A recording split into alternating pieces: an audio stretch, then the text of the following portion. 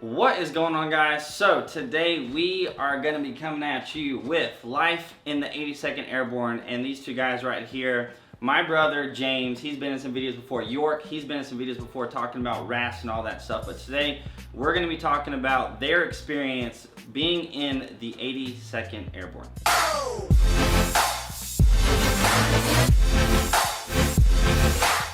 The first thing that we're going to talk about is really the first thing I told James. Whenever James first said that he was coming to the 82nd Airborne, I was like, oh man, I hear that they run a lot. Like, that's just really all people talk about is kind of like the PT and stuff.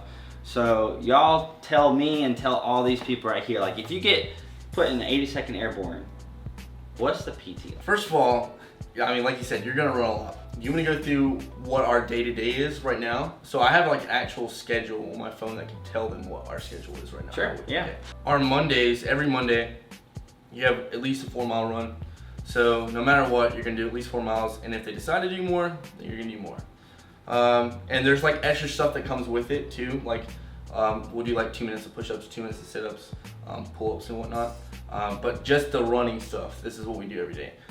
So then the next day, it's just 15 minutes of running, and then it's more climbing drills. So it's not real focused on that. It's more like, I guess, Pull-ups? yeah, Climbing it's drills? like yeah. So it says climbing drill, push-ups, rowers, dips, 45-second planks, 3 minutes cool down, right? So that's on Tuesday. So Tuesdays is usually the more chiller day. Then you go to Wednesday, which are sprint days. So you do 6120s, 3060s. How many 6120s and 3060s do y'all do? It says last week. So this is the same as we did last week. It says 8 6120s and 8 3060s, and so that's about almost 4 miles. if you're really running too, yeah. If you're not trying to like. That'll be between 3 and 4 miles for sure. Yeah. So then Thursday's always been a ruck day. So there's a 5-mile ruck with, it says 35 to 45 pounds. I guess in that range. And then, so what they're wanting to do is every couple weeks, like, raise the poundage. So okay. It's higher. They haven't really So been ruck doing marches that every Thursday? Every Thursday usually. Yeah. At least 5 miles? At least 5 miles, yeah. 5 miles, 4 miles, around there, yeah. Then you got Fridays. Fridays, it says 3-mile buddy carry, or buddy run. And then it has like a circuit after that of pull-ups, push-ups, leg tucks, rows, and dips. That's a pretty good Yeah. PT plan, honestly. We fought to get that PT plan implemented in the first place because for a while there, all we were doing was running. It was literally like every day we'd go on a 5, 6, 7 mile run, and then we would, be griping about the fact that we were running all the time because that's not really necessarily healthy for your joints. And then we were trying to like address those at the levels we could address them at. Yeah. But finally, and this was pretty recently implemented within like it was like a legit 5 miles, 4 miles, like every day. 5, 6, 7. If we didn't run fast enough on the day before, we were running farther and longer the next day. They were kind of ignoring the fact that the reason we weren't running well was due to the fact that we were probably running so much. So. And like, it'd either be on like Mondays or Fridays, we'd have this thing we call it the Coolaconch run, because it's the Coolaconch Hill. Yeah. So it's like 7 or 8 miles, and it is absolutely, because there's this hill, like I'm not even kidding, this mile long, just straight uphill. And it's in sand. Yeah, in sand, and it's just sucks. the most miserable thing ever. So with this current schedule, since y'all have implemented that, have y'all done that? Or do y'all do like a 8-mile run or something every now and again? They still break the PT Yeah. plan, but I mean, just having some sort of schedule is better than not having a schedule at all. It would suck going in that day, like, are we gonna run, or are we gonna like have a chill day? And then all the times you just be like, all right, yeah, we'll run. It's just running. Another thing that I want to mention, both of y'all's MOSs are the same, right? Yeah. Y'all are both 13 Foxes? Yeah. Okay, Sure. Hell yeah. Okay, so what has that kind of been like for y'all being here? It's dope when you get to do it.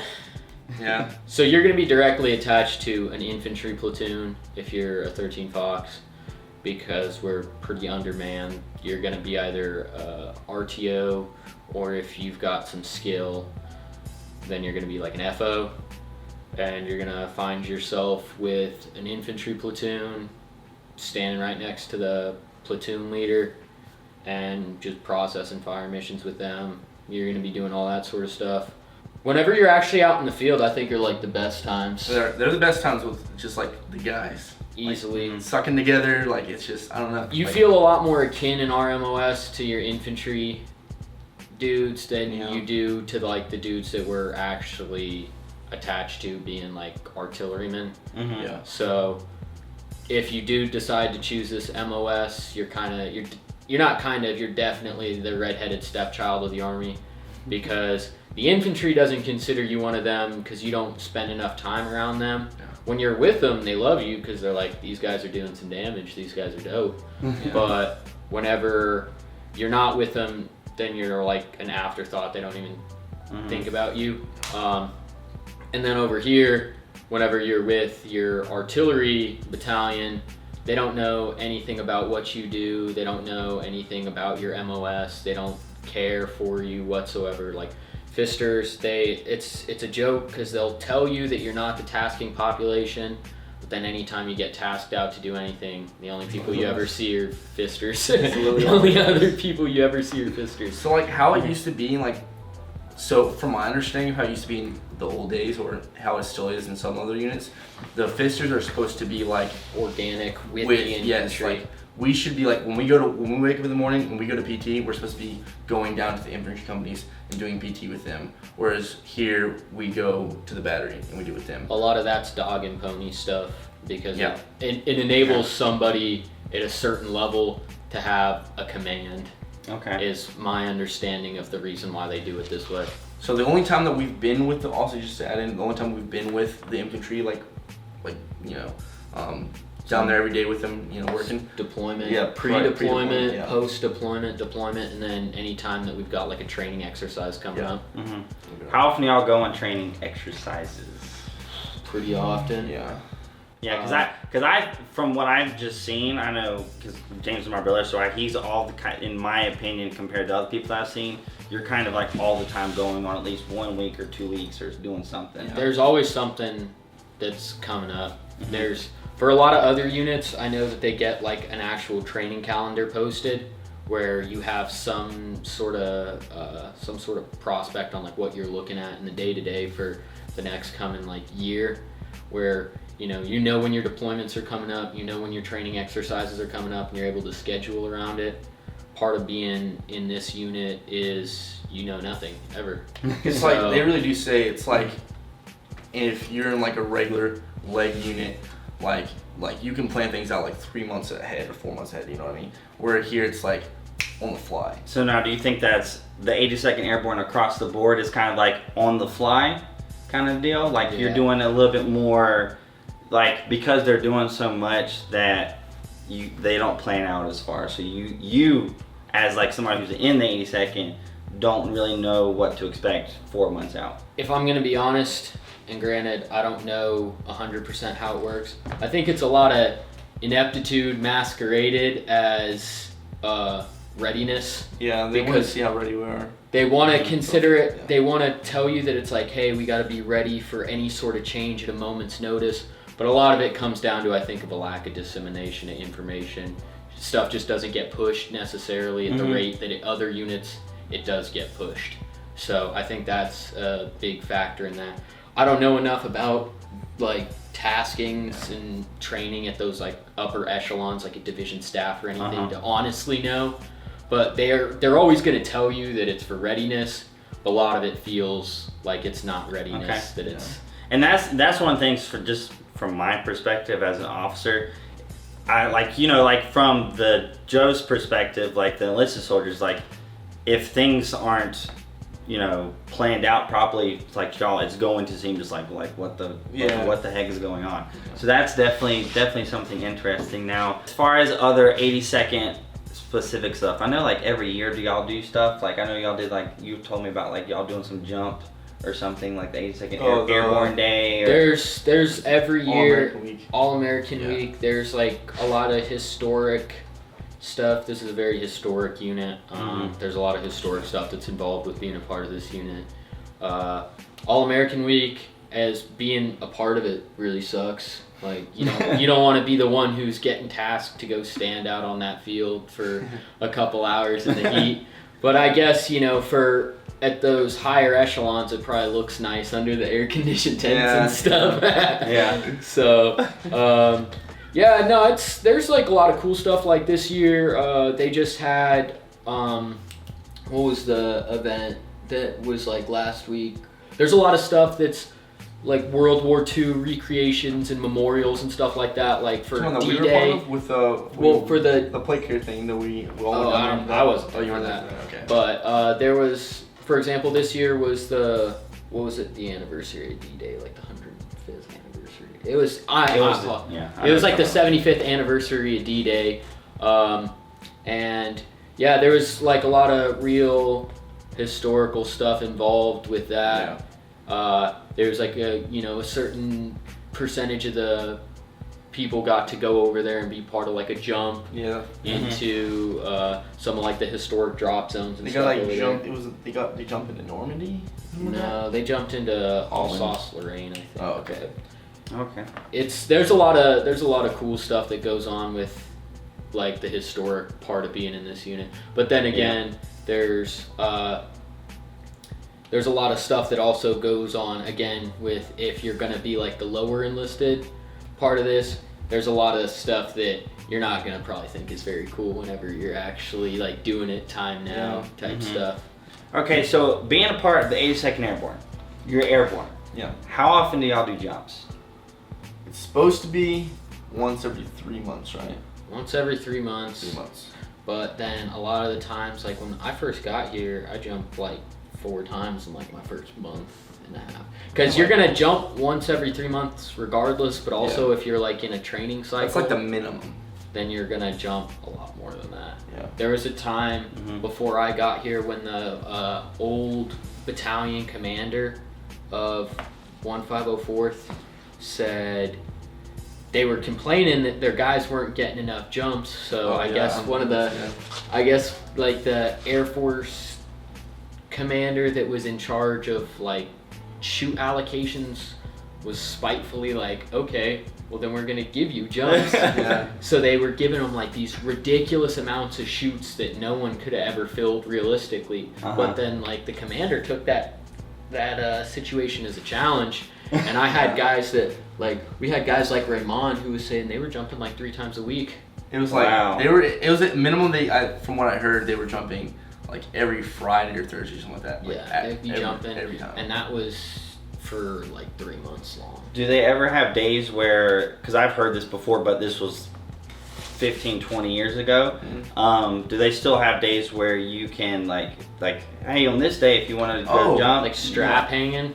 Yeah, there's stuff like Saturday currency. Yeah, you on Saturdays, if you're ever missing, it's called like the Jumpers Currency Program, something along those lines. And on Saturdays, I don't know if they're doing it right now because you hear about it when they're doing it. They'll have like cool jumps, like they might be like, hey, there's a Chinook jump going down. There's a Black Saturday jump. Black jump. Yeah, but it's always happening like on a Saturday. On a Saturday. And you can volunteer. You can volunteer for it. And you can a lot of people. And so you're saying on a Saturday because y'all want to do stuff. Yeah, most people want to do stuff. Okay. But it's always Hollywood, right? It's always Hollywood for those. What's Hollywood? Oh, for the viewers. Can you explain that one? A Hollywood jump is where all you're jumping with is your pack tray with your chute on it, and then your reserve, and then your parachutist recovery bag. Now, what would the alternative to a Hollywood jump be? What would you have? A combat load. So you're gonna have all that same stuff, but onto that harness, you're gonna hook up so there are 2 MOSs in the Army that got signed memorandums saying that there is no weight, because everyone else has a weight limit for their ruck. The only people who don't have weight limits are 11 Charlies, which are your indirect fire infantry, your mortarmen, and then your 13 Foxtrots. So we can have as heavy as a ruck as they please. So sometimes, like, I know I've gotten out of a bird with like a 95, 105 pound ruck before. I got like one time, it's typically like what? Like 65 pounds. For most people who are jumping, they won't let you jump a ruck over 60 pounds. It's like a fueling thing. They were weighing the rucks, and I promise, they got my ruck, they weighed it, and it weighed exactly 82 pounds. exactly 82 pounds. Wow. And everybody was like, "Oh yeah, you're jumping this." So, I was like, so just my question. This isn't necessarily an 80-second question, but it's more of an airborne question. How much faster are you falling whenever you have a combat jump versus a Hollywood jump? I haven't done a Hollywood jump in a while. Yeah, I haven't done a completely Hollywood honest. jump since I first got to this unit. Yeah. But yeah, you fall a lot faster. It's more enjoyable. Way more enjoyable. If you're jumping Hollywood, Yeah. it's way more. I promise you, I'd say that's damn near some of the most excruciating pain you will be in when you get racetracked. With that, because racetracking's when you fly past the drop zone, and for some reason, there's a reason that they couldn't exit paratroopers. There might be the like wind speeds, or there might be like an injury on the drop zone, or there's some reason that they can't exit the paratroopers during that time frame. So you're still standing up, or hooked like the door up, goes down. but they're not going to let you, and you'll racetrack for 35, 40 minutes, and I promise you there's not a pain worse. And it's like, and they there's tell not you, a pain worse than you're that. supposed to, like, be standing there, hooked up, your arm like this, Yeah, you're hand on your supposed to reserve, be, like, you know. mad disciplined about it, and I promise you, you're seeing the biggest suck fest. Everyone feels sorry for themselves, and for good reason. I saw some of the biggest, like the strongest guys I knew in our company, just straight taking knees and just sitting down on the ground. When you get out that bird, you no longer care about your own life. I truly believe that. I got out of there one time and I was like hitting the side of the aircraft on the way out, and I was like, I don't care. That pressure, it's pretty rough. I'm not even trying to complain, but anyone who's jumped and who's racetracked the way that sometimes we've probably racetracked knows that pain. Like it gets to Everyone the point, knows that pain. Yeah, you don't even care. Like at first you're like,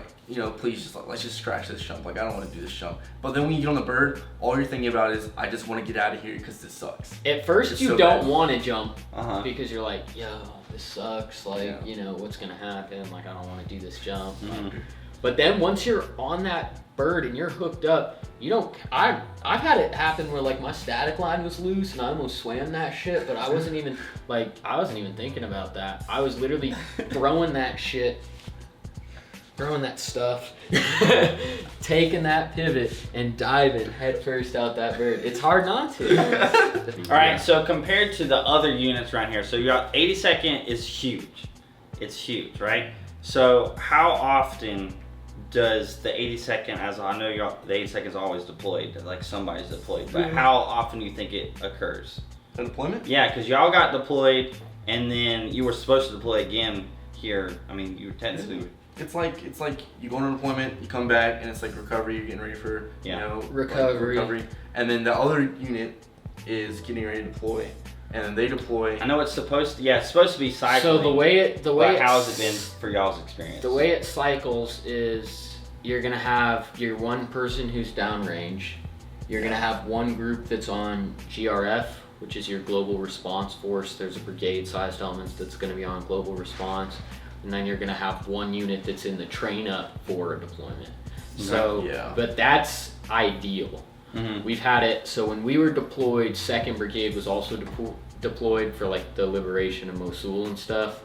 So we had 2 BCTs deployed whenever that was going on. So we only had 1 brigade that was back here, and they were back here for the GRF.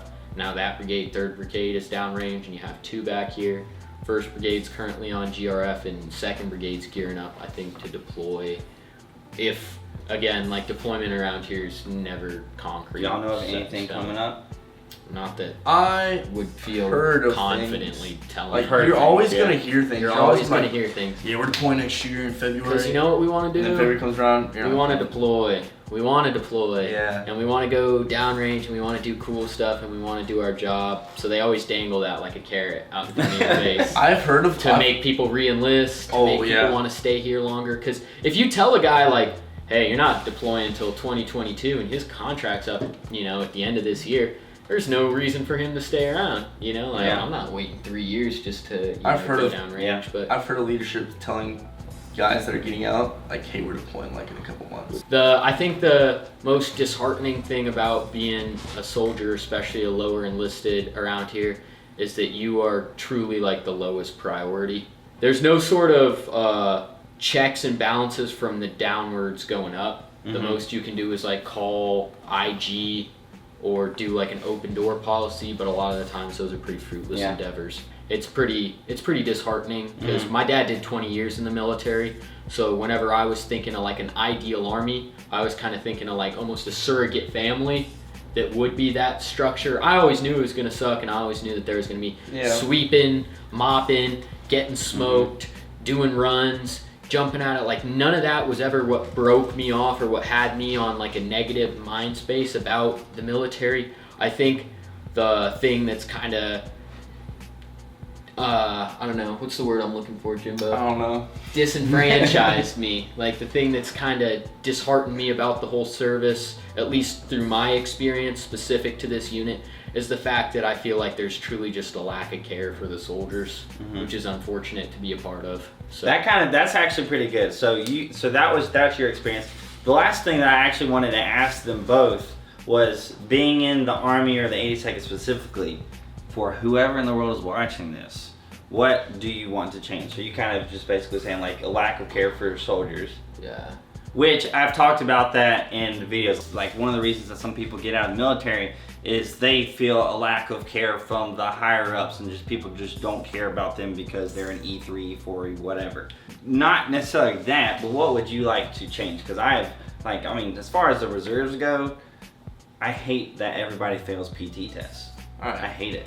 For the 82nd specifically, I think most people here would agree with me. That jump, the Airborne Timeline, sucks.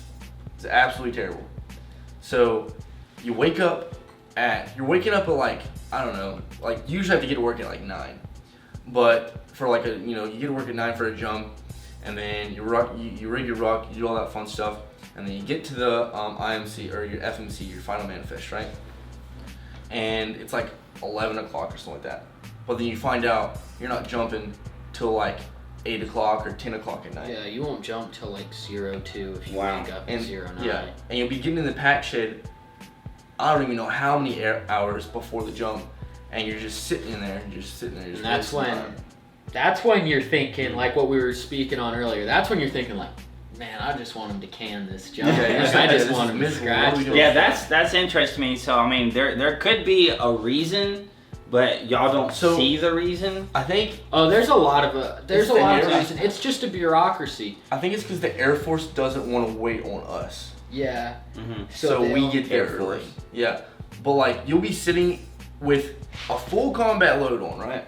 Like full, you're ready to go. 7, right? 8, 9 hours. Like. For a hot minute, you're just sitting there I mean, you can talk and sit on your phone or fall asleep if you want to, but it's just so boring and it's like pointless. Like, why are we getting ready this far ahead of time? You know what I mean? When we know they're not going to show up till so and so time, you know? Okay. That's what I would change. Now, I feel like I was going to end this video on a negative note. So what is something positive y'all liked about the 82nd? Positive? I would say that just being in the 82nd, like even though we complain about a lot of stuff, I know for a fact that whenever I get out, I'm gonna, it's gonna be something you're proud of. Something I'm proud of to know that I was in the 82nd and I was a part of that. Yeah. And that got to jump with you. 1504, the dudes that we do all our, like anything we do hard, we do with 1504. Those dudes go hard. Yeah, shout out to Seco 154, man. Shout out to ACO. Yeah. So we love those dudes. That stuff's dope. We like being a part of that. I think you could fix a lot of Fister cultural issues by just making us organic with those dudes again. Yeah. Gives you a lot more something to care about. Gives you a lot more something like you have like a legitimate goal towards. If I was gonna say something, if I had to say one good thing about the 82nd is that this place can truly if you plan on staying in the military for like a 20-year, then this is one of the best places you can be. Because as long as you show up here and you drink that Kool-Aid, then like if you show up here and you make it known that you want to be a jump master, and that you want to be Ranger qualified, and then you know, first of all, don't get on anyone's bad side, because no matter the amount of merit you have, being on someone's bad side is not going to go away. If you're the best dude at PT, it doesn't matter if you made this one dude frown, who just so happens to have a set of stripes or a bar or a couple of them, you know. any of that sort of situation will really put you on the back burner when it comes to schools. But yeah, if you can rise to the top of your OML and you can do it without being on anyone's bad side, then this place can take care of you in terms of a military career.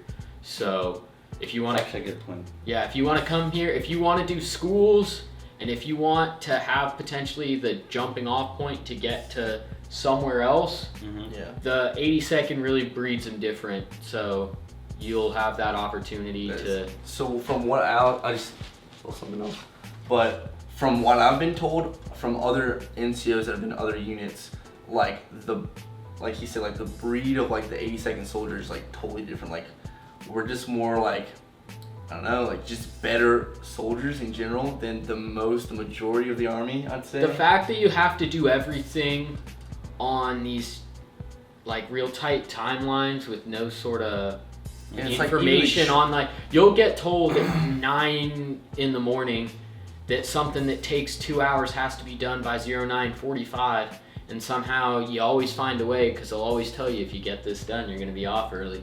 So then it's like you'll get real motivated real quick, and everyone kind of, we're just good at doing things on the fly. We're good at adapting and kind of like overcoming as a unit. It's kind of like bred into the way we think. The way we train too.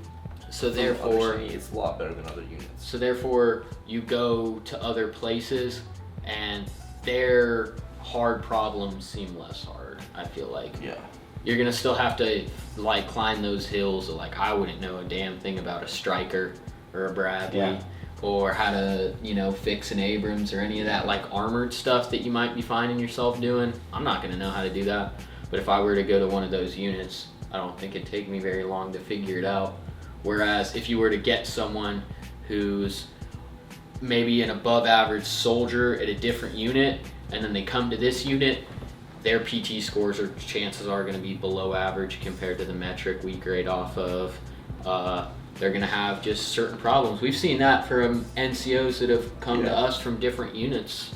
They're NCOs, so they've got like certain things figured out. The big Army does NCOs way different, but then the certain things that we grew up knowing, we like deployed knowing, we do all our training exercises, like all that stuff that we've known since we were like young bucks in this unit, they're lost. So you'll see that a lot. I don't know if that's something that necessarily is anecdotal. Like, I don't know if that's just specific with us, but even though a lot of the stuff we said might have been like, hey, like complaining or whatnot, everyone's experience in the 82nd or in the Army is going to be different. You might not have the experience we have, or you might have exactly the experience we have. Something worse. Or something worse, right? Far worse. But a lot of it has to do with your leadership and a lot of it. Like how you go into it too. If you're gonna go into it with a bad attitude, then you're probably gonna get a bad experience out of it. You want to go into it initially, and I would say try to stay as positive as possible. But sometimes they just break your spirits, and it's just, it happens. But like anything that we said, like still, I never regret joining the Army. So if you're thinking about joining it, like don't let any of the bad things that we say keep you from doing that. Still, like, keep an open mind to it, because it's definitely a good thing though.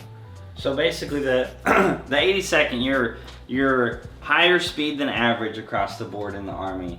You jump more than most people in the Army, but at the same time y'all are reacting to and doing things pretty fast, but with that comes a lot of suckiness. And then kind of an Army across the board thing is, I think that there's a lot of leadership issues that could be addressed very simply and stuff like that. If I was going to state the leadership problems that I've experienced, I think a lot of it comes down to complacency. Like, a lot of the leaders, granted, we've had a lot of really good leaders. Shout out, Sir Mount. Yeah. Shout out Sergeant Knack. Shout out Sergeant Embler. We've had real good leaders that that had us, though right now we probably seem a little like down in the dumps, dead in our spirits, dead in our souls. We definitely had leaders that had us like on that high, and it makes the stupid things that you're gonna do in the day-to-day, they somehow make it seem worth it. So if you can find, and if you get those leaders, none of any of those negative things we just said are even gonna matter. But as soon as you do all these negative things, and on top of that, you have people that behind closed doors are doing you dirty, it makes all of that, it puts it under a microscope, and it makes it so much harder to deal with.